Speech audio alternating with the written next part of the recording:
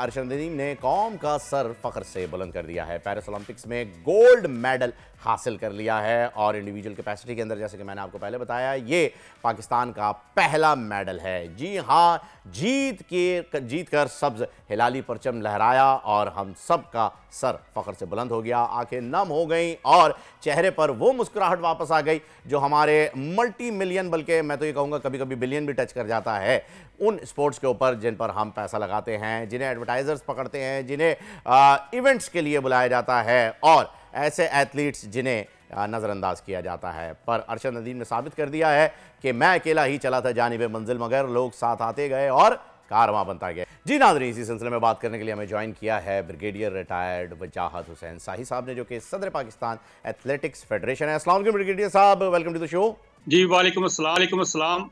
Sir, सबसे पहले तो बहुत बहुत मुबारक हो, गोल्ड हासिल कर लिया है हमने अल्हम्दुलिल्लाह। अरशद नदीम साहब का जो कारनामा है पूरे इस वक्त दुनिया के अंदर जो है वो शोर बर्पा हो चुका है। क्या तासुरात हैं आपके, कैसी फीलिंग है आपकी? जी थैंक यू वेरी मच। सबसे पहले तो मेरी तरफ से पाकिस्तानी कौम को, अरशद नदीम को और सब जो उसके चाहने वाले हैं उनको बहुत बहुत मुबारक, क्योंकि अरशद नदीम ने जो है एक तारीख रकम की है, एक नई तारीख रकम की है जो कि आज तक ओलंपिक्स की हिस्ट्री में इतनी थ्रो जो है वो किसी ने नहीं की जो कि अरशद नदीम ने की है और नया ओलंपिक रिकॉर्ड बनाया है। इसके लिए सारी पाकिस्तानी कौम, वो सब लोग जिन्होंने उसके लिए मेहनत की, उस किसी भी जरिए से, किसी भी तरीके से उसको ट्रेन करने में अपनी कोशिश शामिल की, वो सब मुबारकबाद के मुस्तहिक हैं। दुरुस्त सर। अच्छा, मुझे ये बताइएगा कि अरशद नदीम की जब हम हिस्ट्री चेक करते हैं, हमें पता चलता है कि कभी वो कोचिंग स्टाफ के बगैर चले जाते हैं, कभी वो इंजरी से 100% रिकवर नहीं होते तो भी चले जाते हैं, कोशिशें करते रहते हैं, अपने एंड पे करते रहते हैं, मुशक्क़त में लगे रहते हैं और आज बिलाखिर उनकी कोशिशें रंग भी ले आई हैं।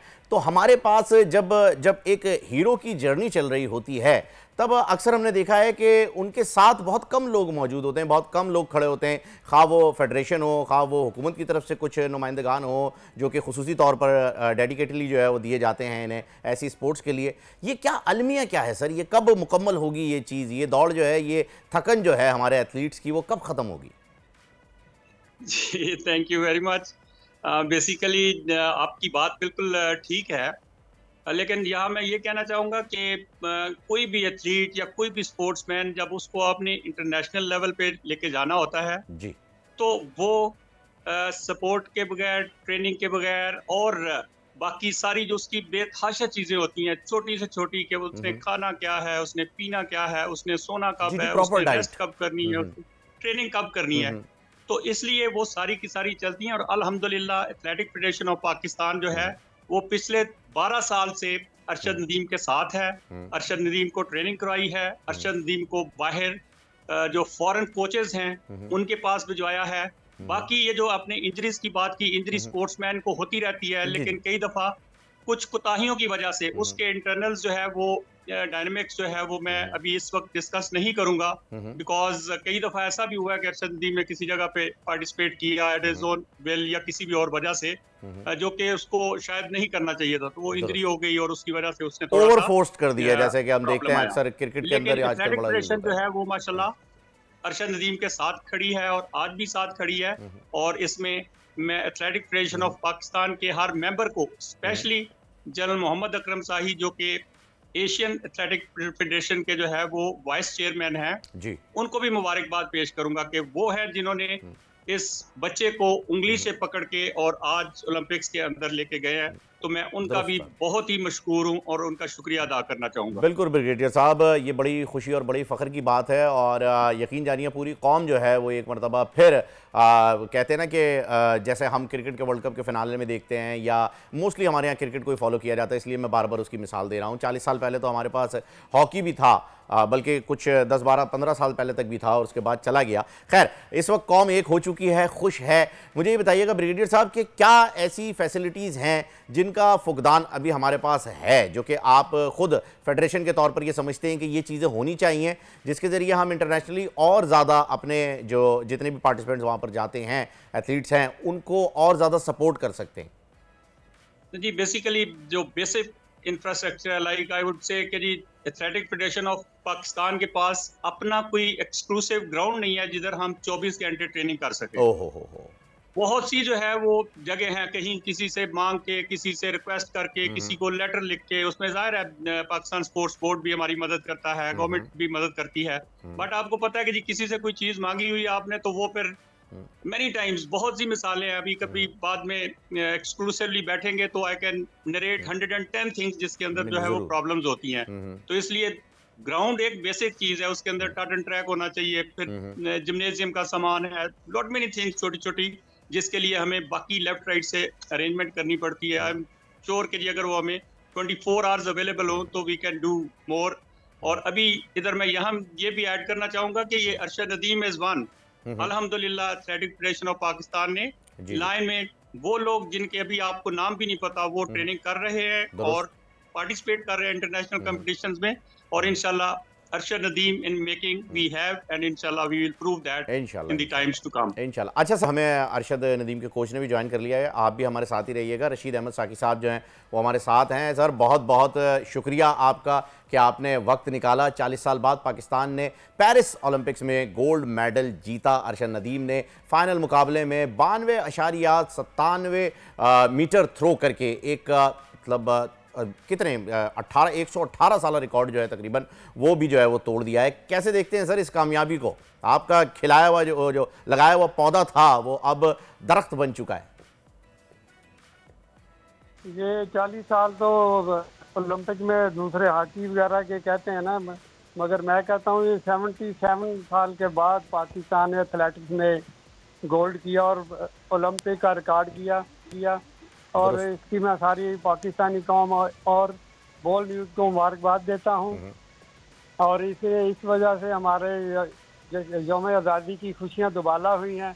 अल्लाह ताला अरशद नदीम को इससे बड़ी थ्रो करने की तौफीक अता फरमाएगा इंशाल्लाह। मैंने पहले भी कहा था कि अरशद नदीम 95 मीटर थ्रो करेगा और इसका मेरी इस बात का किसी ने यकीन नहीं किया, मगर मेरा दिल ये कह रहा था भी अरशद नदीम ये 95 मीटर का थ्रोर है और ये करेगा इंशाल्लाह। और उसने 95 के जी सर दुरुस्त फरमाया आपने। अब अगर हम बात करें उनके मद्दे मुकाबिल जो थे, क्योंकि जेवलिन थ्रो के फाइनल मुकाबलों की बात अगर की जाए तो भारतीय नीरज चोपड़ा का नाम जो है वो बड़ा ऊपर आता है। और जाहिर सी बात है कि इस ग्रुप के अंदर जो है वो 2 ही लोग हैं जो मद्दे मुकाबिल रहते हैं। पिछली बार फाइनल अरशद के साथ ही था उनका और इस बार वो चांदी का तमगा जो है अपने नाम कर सके। अरशद की ट्रेनिंग की बात अगर की जाए तो हुकूमत ने भी इस बार इन्हें सपोर्ट की और ऐलान भी किया है और उसके साथ साथ ट्रेनिंग भी करवाई है। और मौजूदा हुकूमत की सपोर्ट को कैसे देखते हैं आप? क्योंकि अक्सर जो है वो हमने ये गिला शिकवा जो है वो कोचेस से सुना है। अभी ब्रिगेडियर साहब भी हमारे साथ हैं, हमने इनसे भी अर्ज़ की थी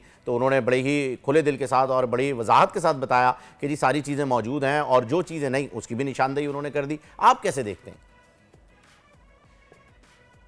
इससे पहले आज से 2 माह पहले वज़ीर आज़म साहब ने अरशद को बुला के 25 लाख का चेक दिया था, अभी आप ये जेवलिन इसके लेके आए।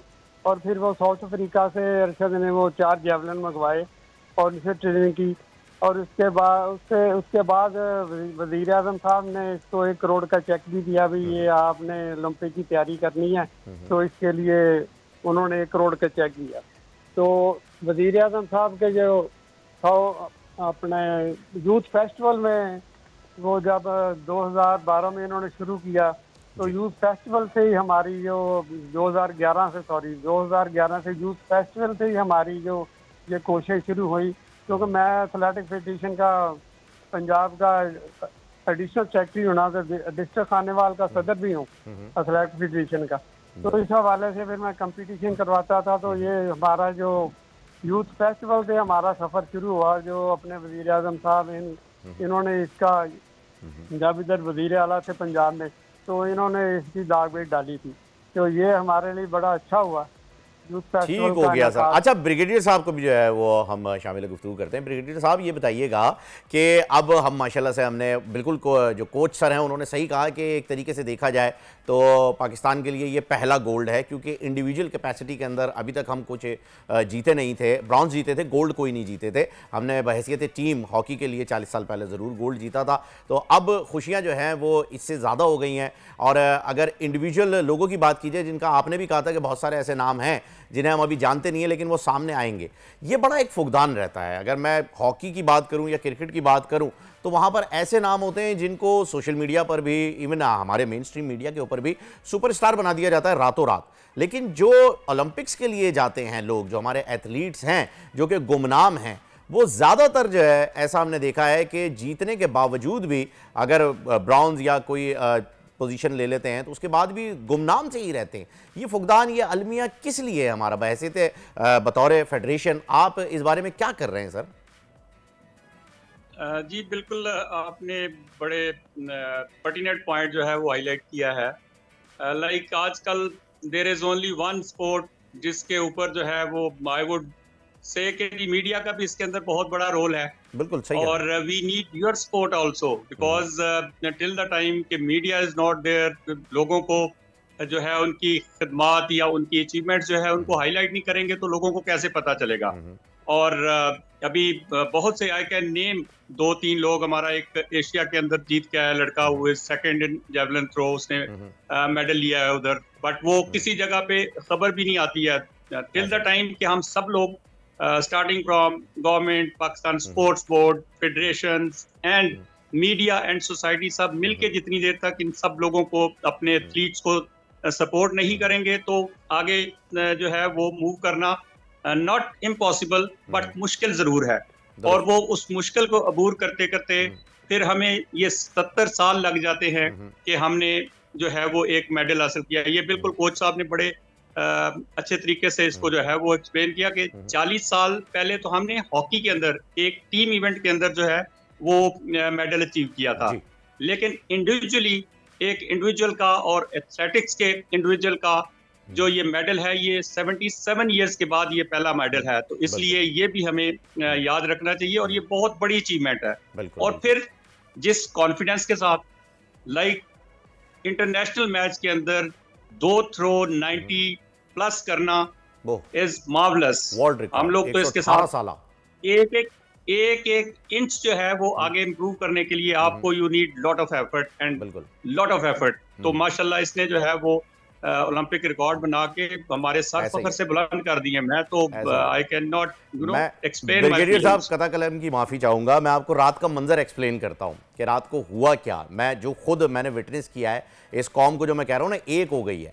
मैं रात को एक फार्मेसी स्टोर पे गया, वो छोटा सा था मेडिकल स्टोर जिसको हम आम जबान पे कह देते हैं। वहाँ पर एक छोटा टीवी लगा हुआ था जी। अच्छा, अब वहाँ शोर शराबा को 25-30 लोग खड़े हुए। मैंने कहा पता नहीं जी कोई झगड़ा वगैरह हो गया होगा।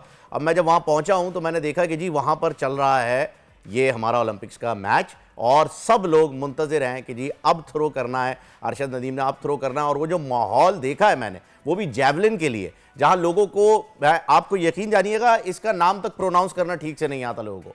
कोई जोवलिन कह रहा होता है, कोई जावलिन कह रहा होता है, लेकिन जो लगन और जो चाह अपने मुल्क के लिए, अपने सब जिलाली परचम के लिए, रात को मुझे जो मंजर नजर आया है तब मुझे पता चल गया कि ये खेल ही हैं जो इस कौम को एक कर सकते हैं, एक जगह पर बिना किसी रंगो नस्ल के फ़र्क के, बिना किसी तफरीक के। हमारे खेल इतने अहम हैं हमारे लिए, इतने ज़रूरी हैं कि वो एक कहने के लिए एक तमगा है। कहने के लिए ओलंपिक्स के अंदर 203 ममालिक गए हुए हैं, कोई फर्क नहीं पड़ता उन लोगों को, बड़े बड़े तमगे लेके गए। लेकिन हमारे लिए इतनी छोटी सी खुशी भी आपकी फेडरेशन की जानिब से, आप लोगों की जानिब से बहुत मायने रखती है। तो पहले तो मैं शुक्रिया अदा करूंगा आप लोगों का जिन्होंने ये फेडरेशन बनाई हुई हैं और जो इन लोगों को तैयार कर रहे हैं। और दूसरा सर, रिक्वेस्ट भी मैं करूंगा कौम की जानिब से ही कि प्लीज़ ऐसे लोगों को भी भेजें जो डिज़र्व करते हैं। साथ साथ इनके ऊपर जितना हम इन्वेस्ट कर सकते हैं बतौर मीडिया, बोल की जितनी काफ़ी है, मैं आपको बताऊं हमारे पास एक सेगमेंट होता है इसी प्रोग्राम में, हीरो पाकिस्तानी, और उसमें अनसंग हीरोज़ जितने भी हैं, जितने भी ऐसे लोग आते हैं जो माउंटेनियर हो, चाहे स्कॉश में हो, चाहे वो बॉक्सिंग में हो, चाहे under 19, under table tennis, under 15 जो है वो अभी हमने चैंपियंस को बुलाया हुआ था। हम पूरी कोशिश करते हैं कि रोज़ किसी न किसी से बात की जाए। मीडिया भी इसके अंदर आपको सपोर्ट करेगा। आप बस लगन के साथ सर डटे रहें इस चीज के लिए और ऐसे हीरोज जो हैं वो बनाते रहें, ये मेरी पूरी कौम की जानिब से आपसे रिक्वेस्ट है जी। Thank you very much. इंशाल्लाह ताला एथलेटिक फेडरेशन ऑफ पाकिस्तान ने ये एक बीज जो है वो बो दिया है और इंशाल्लाह ताला इससे हमने और भी बहुत से तनावर दरख्त बनाने हैं और इस एक दरख्त को ऊपर ही इक्तफा नहीं करना। इंशाल्लाह ताला इस एक दरख्त को हम बाग बनाएंगे और बहुत खूबसूरत बाग बनाएंगे जिसमें बहुत से और पौधे और फूल आएंगे इंशाल्लाह ताला।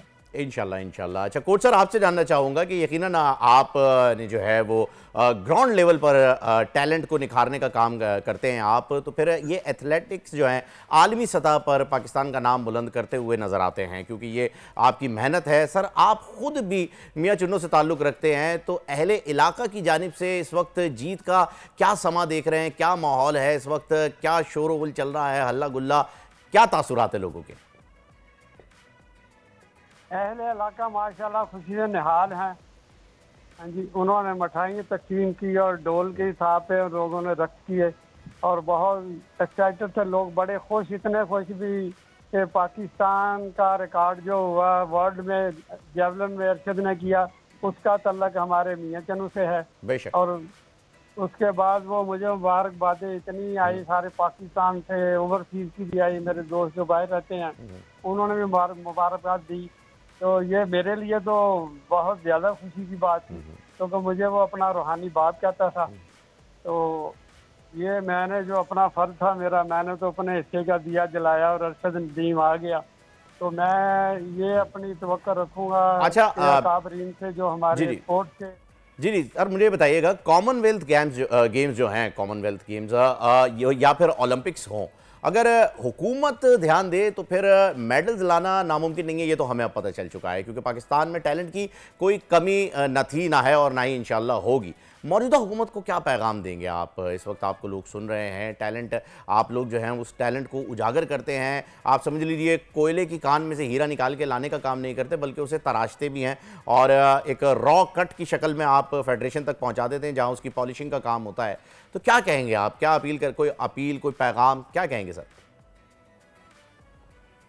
ये 2 साल पहले उधर हमारी लाहौर में मीटिंग हुई थी वज़ीर आला हाउस में, तो उधर मैंने ज़रा खुल के बात की। मैंने कहा भी अरशद नदीम के आने की वजह से इधर हमारे स्पोर्ट्स के अकाबरीन जो सोए हुए थे, अरशद की वजह से थोड़े वो जागे। अरशद नदीम के बाद उन्होंने फिर सो जाना, क्योंकि फिर मैंने कहा भी अगर आपने कबड्डी का खिलाड़ी ढूंढना है तो गांव में जाएं, लाहौर में नहीं मिलेगा, इस्लामाबाद में नहीं मिलेगा, ये कबड्डी का खिलाड़ी गांव में मिलेगा। इसी तरह एथलीट जो है वो छोटे शहरों में मिलेंगे, गांव में मिलेंगे, बड़े शहर में नहीं मिलेंगे। आप लोग इतनी कोशिश नहीं करते, ना उनको ढूंढने की कोशिश करते हैं। आप लाहौर में या इस्लामाबाद में बैठे हुए हैं, दफ्तरों में, ऑफिस में, एसी कमरों में बैठे हुए हैं। टैलेंट को जो ढूंढेगा और उसके लिए बिल्कुल नीयत का इखलास से नीयत होनी चाहिए। नीयत ठीक होगी तो ये खिलाड़ी ढूंढेंगे। अगर वैसे ये चीज़ जो है आपकी, मैं ब्रिगेडियर साहब को इन्वॉल्व करना चाहूँगा यहाँ पर, क्योंकि वो फेडरेशन के सदर भी हैं। तो सर ये बात वैसे काफ़ी हद तक जो है वो ये दुरुस्त है कि हमारा जो टैलेंट छुपा हुआ है वो बड़े शहरों में बहुत कम है, बड़े शहरों तक पहुँचाया जाता है। लेकिन आप किसी भी खेल की बात करें तो वो आपको उन शहरों से मिलेगा जो जिन्हें हम कहते हैं जी कोई छोटा बड़ा शहर तो होता नहीं, लेकिन रकबे के एतबार से और मेट्रोपॉलिटन सिटीज़ जो नहीं है वहाँ से जो है वो ज़्यादातर टैलेंट इस तरह का निकलता है। तो वहाँ पर फेडरेशन कुछ एक्टिव हो गई है, वहाँ से टैलेंट निकालने के लिए, स्क्रूटनी करने के लिए क्या इक़दाम किए जा रहे हैं सर? जी agreed. Basically majority of population Pakistan की क्योंकि फार फ्लंग एरियाज में गांव में रहती है, छोटे शहरों में रहती है, तो ज़्यादा टैलेंट तो उधर से आता है। बट शहरों में भी उसकी कमी नहीं है, आइडेंटिफाई कहीं से भी हो सकते हैं। बट इसको एक कामयाब बनाने के लिए ज़रूरी है कि हम एक प्रॉपर सिस्टम इवॉल्व करें और उस सिस्टम को फॉलो करें। वो सिस्टम क्या है कि सबसे पहले स्कूल लेवल के ऊपर जो है वो स्पोर्ट्स के कॉम्पिटिशन्स हों, उसके बाद डिवीजन लेवल पे कॉम्पिटिशन्स हो, डिस्ट्रिक्ट लेवल पे कॉम्पिटिशन हो, प्रोविंस लेवल पे कॉम्पिटिशन्स हो, और दैट्स हाउ फिर आप मैक्सिमम लोगों को जो है वो मौका मिलेगा पार्टिसिपेट करने का और टैलेंट खुद ब खुद ऊपर आएगा। And let me tell you कि पाकिस्तान के अंदर नो डाउट बहुत टैलेंट है। It is just matter of providing opportunity to the people. जो यंग लोग हैं हमारे, इनको आप अपॉर्चुनिटी दें and they will do wonders. तो वो इसी तरीके से हो सकता है कि हर स्कूल के अंदर प्ले ग्राउंड्स हों, उनको सहूलियात मुहैया किया जाए। If there is requirement of any funds तो स्कूल लेवल पे, बेसिक लेवल के ऊपर जो है उनको फंडिंग की जाए, उनको स्पॉन्सर किया जाए, उनको डायरेक्शंस दी जाए। और फिर ये आजकल जो रवाज चला है कि जी 2 घरों को इकट्ठा किया, स्कूल बन गया, ना कोई उसके अंदर स्पोर्ट्स ग्राउंड है, ना कोई उसके बच्चों के खेलने के लिए जगह है। तो जो स्कूल्स हैं, जो बेसिक हमारे एजुकेशनल इंस्टीट्यूशंस हैं और फीडिंग इंस्टीट्यूशंस हैं, उनको जो है वो इम्पोर्टेंस दी जाए, उनके तरफ जो है बड़ी जबरदस्त बात आपने कही है कि ये जो जो स्कूलिंग कल्चर है इसको जो है वो सही किया जाए, क्योंकि इंटरनेशनल वेस्टर्न अगर हम सोसाइटीज़ में देखें तो वहाँ पर स्पोर्ट्स जो है वो एज अ सब्जेक्ट पढ़ाई जाती है, ना कि आपके रिसीज या जो हाफ टाइम जो ब्रेक टाइम होता है उसके अंदर दी जाए। पर आपकी बातों से सर मुझे शेर एक वो मिसरा याद आ गया, ज़रा नम हो तो ये मिट्टी बड़ी जरखेज़ है साकी। तो यही बात है कि हर जगह से जो है वो हमारे हीरे जो हैं वो निकल रहे हैं। बहुत शुक्रिया ब्रिगेडियर साहब आपका भी, कोच सर आपका भी बहुत बहुत शुक्रिया। खुशियाँ मनाते हैं, जश्न मनाते हैं, उनके साथ मिलकर मनाते हैं। और नाजरीन आप भी मनाइए, गोल्ड जो है वो पाकिस्तान आ गया है। सब्सक्राइब करें और बेल दबाएं ताकि कोई खबर रह न जाए।